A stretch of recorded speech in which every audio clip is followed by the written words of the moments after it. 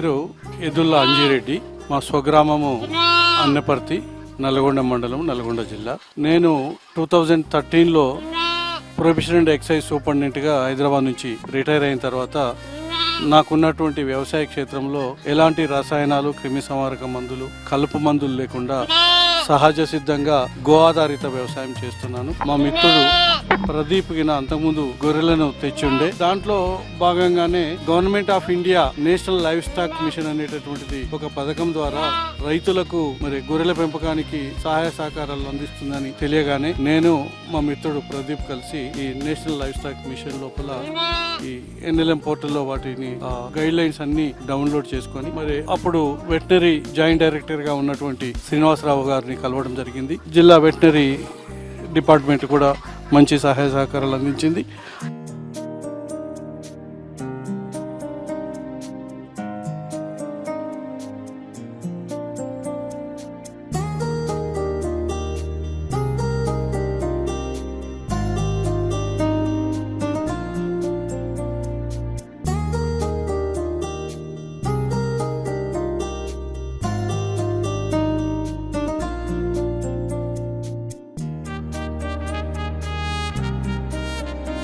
ఆ సందర్భంలో నేను బ్యాంక్ లోన్ తోటి ఈ పథకము టైఅప్ అయి ఉండటం వల్ల నేను స్టేట్ బ్యాంక్ ఆఫ్ ఇండియా మేనేజర్గా ఉన్నటువంటి జయదీప్ గారిని కాంటాక్ట్ చేయడం జరిగింది.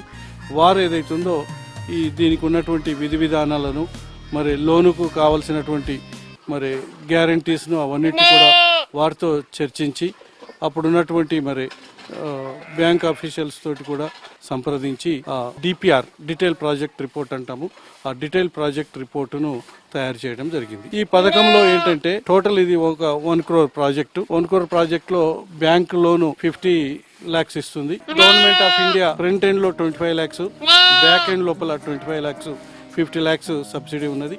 ఈ స్కీమ్ లోపల ఈ గొర్రెలను ఎంచుకునే విధానం వచ్చినప్పుడు అప్పుడున్నటువంటి శ్రీనివాసరావు గారు జాయింట్ డైరెక్టర్ గారు, మీరు మాచర్ల బ్రీడ్కి వెళ్ళండి, మంచిగా ఉంటాయి, చుక్కజాల గొర్రెలు అంటాం. ఈ బ్రీడ్ 2 పిల్లలు ఇవ్వటమే కాకుండా ఇమ్యూనిటీ కూడా బాగుంటుంది, మనం దాన్ని డెవలప్ చేస్తే బాగుంటుంది. ఈ ప్రోగ్రామ్, ఈ పథకం కూడా బ్రీడ్ డెవలప్మెంట్ ప్రోగ్రామ్ కాబట్టి మీరు వాటిని సెలెక్ట్ చేసుకోండి అని చెప్పగానే నేను పథకము లోన్ ఇవన్నీ శాంక్షన్ కాక ముందు నుంచే దీనికి గ్రౌండ్ అంతా ప్రిపేర్ చేసుకొని దానికి కావాల్సిన గడ్డి అన్నీ పెంచుకుంటూ నేను మాచర్ల చుట్టుపక్కల పరిసర ప్రాంతాల నుంచి గొర్రెలను తీసుకొని ఈ పథకాన్ని ప్రారంభించడం జరిగింది.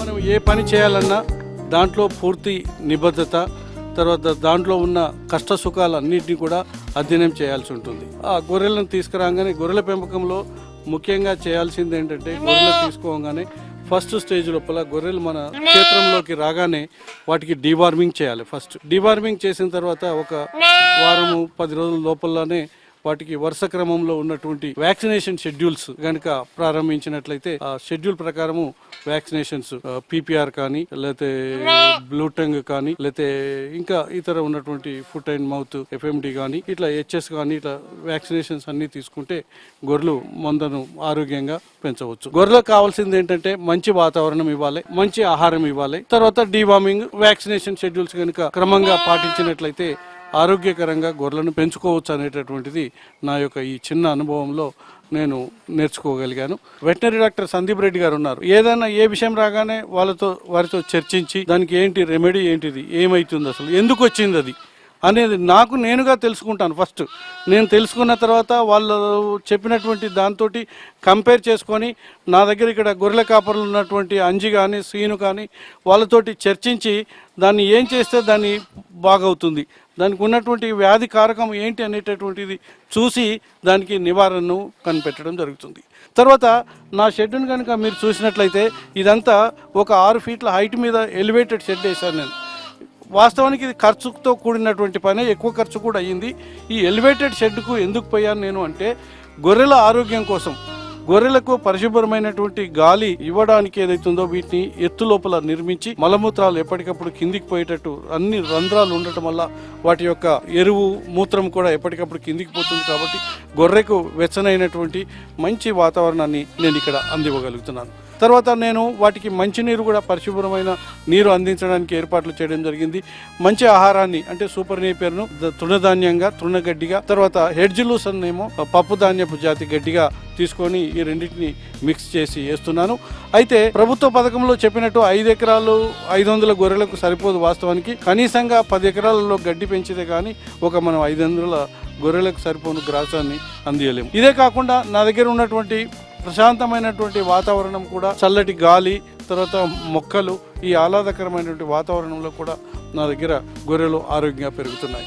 సో నేను ఈనాటి యువతకు చెప్పేది ఏంటంటే, మీరు నాలాంటి వాడు, వయసు మీరినటువంటి వాడు, వాస్తవానికి నాకు ఇవాళ 65 సంవత్సరాల పైబడి ఉన్నటువంటి నేనే ఇంత పని ఈ కష్ట సుఖాలు ఎదుర్కోలేగా మీరు యువత తప్పకుండా మీరు చేయగలరని చెప్పి, మీకు చేసేటటువంటి ఆయురారోగ్యాలు మీకు ఉన్నాయని చెప్పి, శ్రమ కూడా మీరు చేయగలుగుతారని చెప్పి, ఇది తెలుసుకొని కనుక దాంట్లో ఉండేటటువంటి ఇంట్రికసీస్ డిఫికల్టీస్ తెలుసుకుంటే మీరు కూడా తప్పకుండా విజయవంతం కాగలరని నేను వచ్చేటటువంటి యువతకు కూడా చెప్పదలుచుకున్నాను.